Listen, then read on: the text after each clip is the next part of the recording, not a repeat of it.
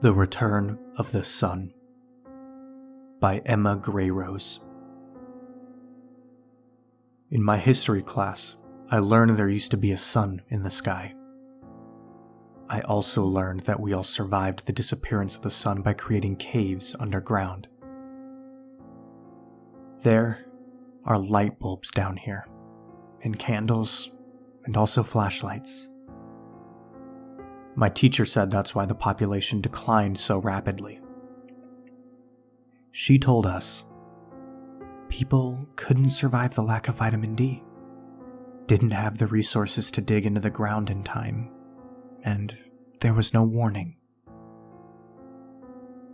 The sun just went away. I live in a burrow called Ira Cave. It's an intricate underground burrow that has a schoolhouse, dwellings, and places to grow food. All of the caves are interconnected by tunnels. I'm not sure how many caves there are in total. Nobody knows the number of people who survived 200 years ago, and nobody knows how many have reproduced since. I've been told that humanity has gone backward. Its technological advances have stalled. The future is no longer the future. We have become more primitive. Although, in my opinion, I don't see anything primitive about our way of life. I heard, though, that there used to be utopias on Earth. Up above. There were countries and states and medical centers. My father's name is Henry. He goes by Bryant. That's his last name. He builds caves. And building caves is a risky job. There's a lot that can go wrong.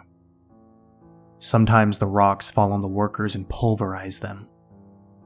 There have been instances of lights burning out, power failures, food souring during long trips. To be honest, my mother isn't a fan. She tells him all the time, "Why don't you work on doing something else?" But I want to be just like my father. "Dad, can I go with you?" He always says no. And even though he says no, I'm eating dinner with him right now. He's talking to Martin at the entrance. There's no doors anywhere because there's no wood to build them, but I heard in my history class that doors used to be a thing. "I know you can't do it," Martin is saying. Martin is my dad's supervisor. My dad tells Martin, "Thanks, I'll be there tomorrow." There's a privacy curtain hanging over the entrance. My mother made it. My dad pulls it shut and comes back to the table. The food's gone cold. My mother's cooked meatballs with rice, and she's spooning marinara over her bowl. She asks, "What did he want?" "He wants me to take on a special assignment." My mother cuts into a meatball and separates it with a fork. "Well, what's the assignment?"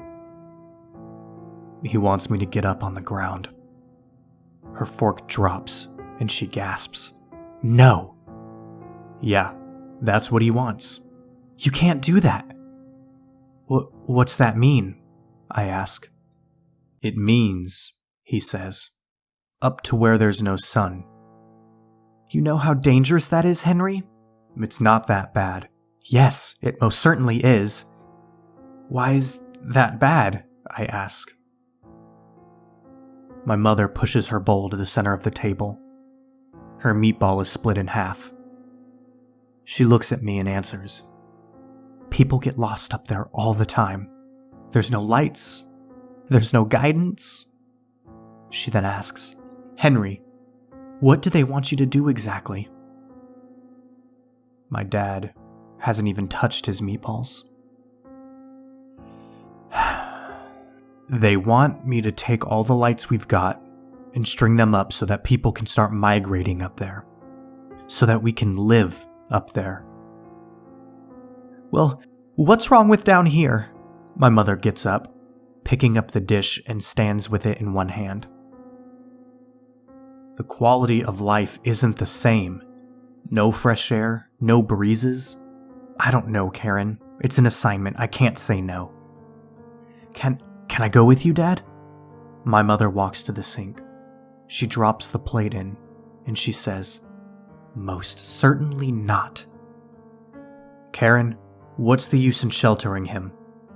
This is not sheltering, Henry. He'll need a job someday. He needs a skill, my dad says. He leaves the meatball in his bowl, stands up and argues with my mother. He says he's going for a drink. My mother's not speaking to anyone. I go to my room. I pack my backpack up with everything I need. I put in extra clothing, some snacks, a few books. And I know in the morning, I finally will be doing something important. I wake to my dad saying, "Get up, get dressed, time to go." I'm dressed within 5 minutes. My hair combed within 3. I'm waiting at the entrance with my backpack on. My mother doesn't say goodbye. My dad takes me to a tunnel, and at the end is an entrance. "You're going to walk with me for about 3 hours. Are you tired?" "No," I say. "I'm tired, but I won't tell him that. That's because I'm strong. At least I want him to think so." Beyond this entrance, I can see the tunnel is lit. It's long and winding. My dad insists we take a rest every hour. So we do. And just as he said, on the 3rd hour, we get to the end of the tunnel, and it opens up to a rock cavern. We're here. There's a crew of workers waiting for us. "Hey, Brian, you made it," one of them says. "Some assignment that got us on right," another says. My dad agrees and asks, "Who's in charge?" And a guy named Caleb was in charge. He has gray hair, a gray beard, and he's short and fat. He says he'll be the one leading us up the ladder. "Follow me with the light fixtures," he says. "We gotta find a way to run the lights from down here," he points up the ladder, "to up there." We all put on our gear, and my dad hands me a big hard hat and some plastic eyewear. He's the first one behind Caleb. I'm behind Dad.